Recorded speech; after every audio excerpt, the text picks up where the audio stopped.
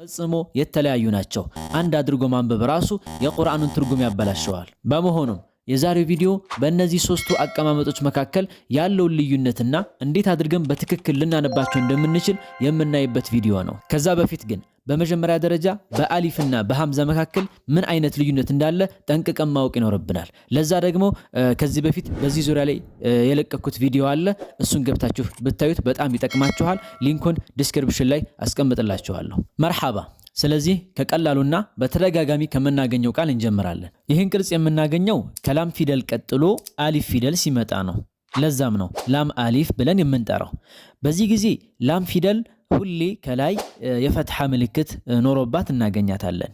ከሷ ቀጥሎ ደግሞ የመሳቢያዋ አሊፍ እናገኛታለን። ታዲያ እቺ አሊፍ ፊደል ምን ያክል ነው የምትሳበው የሚለውን በተመለከተ ከሁለት ሐረካ ጀምሮ እስከ 4-5 ሐረካ ድረስ እንደየሁኔታው ልትሳብ ትችላለች። ይህን ያልነው የሐረካው ብዛት ከሷ ቀጥሎ ከሚመጣው ፊደል አኳያ ስለሚለያይ ነው። እስኪ ይሄን አንቀጽ እንመልከት።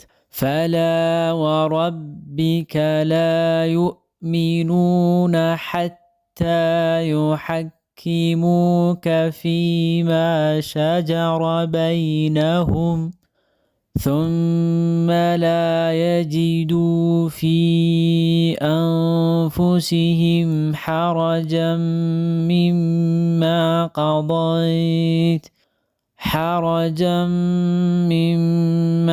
قضيت ويسلموا تسليما እዚህ አንቀጽ ላይ እንደምንመለከተው ሁሉም ቦታ ላይ ሁለት ሐረካት ትሳባለች። ሆኖም ከሁለት ሐረካ በላይ የምትሳብ ከሆነ ግን ከላይዋ ላይ በዚህ መልኩ የመድ ምልክት ተቀምጦባት እናገኛታለን። ለምሳሌ قال رب إني لا أملك إلا نفسي وأخي ወደ ሁለተኛው አቀማመጥ እንለፍ። ይህ አይነቱ አቀማመጥ ከላም ፊደል ቀጥሎ ሐምዛ ፊደል ስትመጣ ነው። በደንብ እናስተውል። አሊፍ ሳይሆን ሐምዛ ፊደል። በዚህ ጊዜ ማወቅ ያለብን ነገር በዚህ መልኩ በምትመጣበት ጊዜ ምንም አይነት መድ አይኖራትም። ምክንያቱም ባለፈው ቪዲዮ ላይ እንዳየነው ላምም ሆነ ሐምዛ ፊደል አናባቢ ናቸው። አናባቢ ናቸው ማለት ደግሞ ሐረካን የሚቀበሉ ናቸው ማለት ነው። ፈትሐም፣ ከስራም፣ ضማም። ስለዚህ ሐረካን ይቀበላሉ ማለት ደግሞ መሳቢያ የላቸውም ማለት ነው። ይህ አይነቱ አቀማመጥ በብዛት አል ከሚለው ቃል ቀጥሎ በሐምዛ የሚጀምር ፊደል ሲኖር የምናገኘው አቀማመጥ ነው። ምን ማለት ነው? በሐምዛ የሚጀምር ፊደል ላይ አል የሚለውን ቃል ብንጨምር የዚህ አይነት አቀማመጥ ይኖረዋል ማለት ነው። ለምሳሌ አንፋል የሚለውን በሐምዝ የሚጀምረውን ቃል ብናይ አል የሚል ቃል ብንጨምርበት አልአንፋል ይሆናል። በዚህ መልኩ ቅርጹ ይቀመጣል ማለት ነው። እስኪ ከቁርአን አንቀጽ ደግሞ እንመልከት። مثل الفريقين كالأعمى والأصم والبصير والسميع ሆኖም አል የምትለዋን ቃል ሳንጨምር እንዲሁ በሐምዛ የሚጀምር ማንኛውም ቃል ላይ ላም ፊደል ብንጨምር አቀማመጡ የዚሁ ተመሳሳይ አይነት ሆኖ እናገኘዋለን። ለምሳሌ አስማዐሁም የሚለው ቃል ላይ ላም ብንጨምር ለአስማዐሁም ሆኖ ቅርጹ በዚሁ ተመሳሳይ እናገኘዋለን። ለምሳሌ ከቁርአን አንቀጽ ብንመለከት ኢነ ኢብራሂመ ለአዋሁን ሐሊም ኢነከ ለአንተል ሐሊሙ ረሺድ። ከዚህ በተጨማሪም እቺ ላም ፊደል ፈትሐ ብቻም ሳይሆን ከስራም ልትሆን ትችላለች። ለምሳሌ ወማ ኑአኺሩሁ ኢላ ሊአጀሊን ማዕዱድ። ወደ ሶስተኛውና የመጨረሻው አቀማመጥ እንለፍ። ይህ ደግሞ የእስካሁኖቹ ሁለቱ አቀማመጦች ድምር ነው። ምን ማለት ነው? ከላም ፊደል ቀጥሎ ሐምዛም አሊፍም ጎን ለጎን ሲመጡ ማለት ነው። እዚህ ላይ ይህ አይነቱ አቀማመጥ አሁን ካሳለፍነው ከሁለተኛው አቀማመጥ ፈጽሞ እንደሚለያይ ማስተዋል ይኖርብናል። ማለትም እዚህ ላይ ሐምዛ የተቀመጠችበት ቦታ በላም እና በአሊፍ መካከል ላይ ሲሆን እዛኛው ላይ ደግሞ ከአሊፍ ከላይ ነው የተቀመጠችው። እዚህ ላይ ይህን አቀማመጥ ሲያዩት የሁለት ፊደላት ጥምረት ይመስላል። ሆኖም እውነታው ግን የሶስት ፊደላት ጥምረት ነው። በነገራችን ላይ በቁርአን ውስጥ ሶስት ፊደላት በአንድ ላይ ተጣምረው የምናገኝበት ብቸኛው አቀማመጥ እዚህ ላይ ብቻ ነው። ስለሆነም እዚህ ላይ ያሉት ፊደላት ላም፣ ሐምዝና አሊፍ ናቸው። እዚህ ላይ ታዲያ አሊፍ ፊደል ስላለች መድ አለ ወይም ደግሞ መሳቢያ አለ ማለት ነው። አሊፍ ደግሞ የተቀመጠችው ከሐምዝ ቀጥሎ በመሆኑ ሐምዝ ትሳባለች ማለት ነው። ሐምዝን ፊደል መሳብ ይኖርብናል እቺን በምናነብበት ጊዜ ማለት ነው። እስኪ በምሳሌ እንመልከት። አልአኺራ አልአኺራ ለሁም ፊ ዱንያ ኺዝዩ ወለሁም ፊል አኺረቲ ዐዛቡን ዐዚም። ሌላ ምሳሌ አልአያት الآيات قد بينا الآيات لقوم يوقنون ጥሩ ለምንድን ነው ታዲያ በዚህ መልኩ ልናነብ የቻልነው?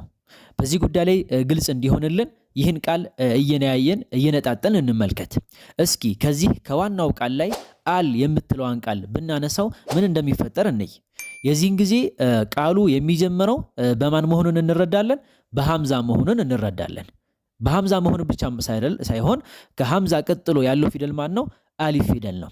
የዚህን ጊዜ ታዲያ ከሐምዛ ቀጥሎ አሊፍ ሲመጣ ወይም ደግሞ ሐምዛና አሊፍ ተከታትለው ሲመጡ መደል በደል የሚባል የመድ አይነት ይፈጠራል። መደል በደል ወይም ደግሞ የመተካካት መድ ተብሎ የሚጠራ ማለት ነው። በነገራችን ላይ ይህንና ሌሎች በጣም በርካታ የመድ አይነቶች አሉ። እነሱን በተመለከተ በቀጣይ በሌሎች ቪዲዮዎች ቀላል በሆነ መልኩ የምንማማር ይሆናል ኢንሻአላህ። በመሆኑም በዚህ መልኩ ቃሉ በሐምዝ ተጀምሮ ከሱ ቀጥሎ አሊፍ ከመጣ ከሁለት ሐረካ ጀምሮ ይሳባል። አያት ቲልከ አያቱል ኪታቢል ሙቢን። ለዛም ነው ከዚህ ቃል ላይ አል የምትለዋን ቃል መልሰን ብንጨምርበት አሳሳቡ ላይ ምንም የሚቀየር ነገር አይኖርም፣ ተመሳሳይ ነው የሚሆነው። አልአያት قد بينا الآيات لقوم يوقنون ስለዚህ አልአያት አይባልም፣ ምክንያቱም መስራታዊ የመድ ፊደልን ስለምንጥል ማለት ነው። ስለዚህ እዚህ ላይ የመድ ፊደል መኖሩን በደንብ ማስተዋል ይኖርብናል። አልአያት ሳይሆን አልአያት አያት ሳብ ማድረግ ይኖርብናል። አለያ ከቁርአኑ ላይ አንድ ፊደል እንደመጣል ወይም ደግሞ እንደማጉደል ነው የሚቆጠረው። ስለዚህ ሁሌም የቃል መጀመሪያ ላይ ሐምዝ ኖሮ ከሱ ቀጥሎ አሊፍ ከመጣና እዚህ ቃል ላይ አል ከተጨመረበት ሁሌም አቀማመጡ በዚህ መልኩ ይሆናል ማለት ነው። ስናነብም እንደ ሶስት ፊደል አስበን ማንበብ ይኖርብናል። ላም፣ ሐምዛና የመሳቢያዋ አሊፍ ማለት ነው። በጥቅሉ የሶስቱን አቀማመጦች ልዩነታቸውን በደንብ እንድንረዳው ዘንዳ ይህን አንቀጽ እስኪ እናንብበው። እስኪ እድል ልስጣችሁና ዛሬ በተማርነው መሰረት ለማንበብ ሞክሩ። ከዛ ከኔ አቀራር ጋር ታነጻጽሩታላችሁ።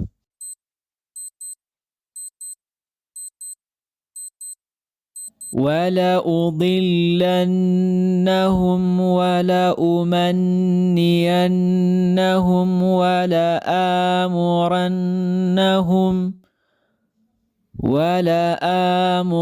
ولآمرنهم فليبتكن آذان